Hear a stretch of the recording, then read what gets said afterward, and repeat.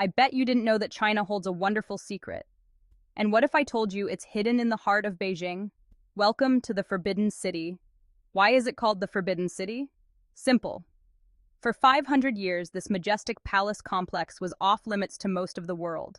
Home to emperors and their courts, it was a place of secrets, power, and unimaginable splendor.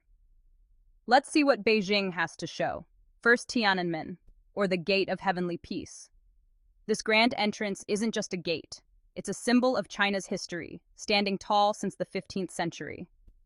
Next, we move to the Hall of Supreme Harmony, or Taihei Dian. Think of this as the throne room of ancient China. Here, emperors held court, and the sheer scale and beauty leave visitors in awe. Now, onto the Hall of Central Harmony, Zhenghei Dian.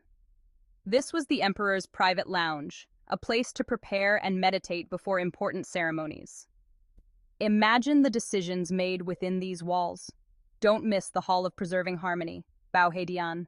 Once used for banquets and imperial exams, its intricate design and history are simply mind-blowing. Finally, step into the imperial gardens. Amidst lush greenery and stunning pavilions, it's a tranquil escape within the bustling city. It's like stepping into a living painting. Pack your bags and let Beijing's wonders enchant you.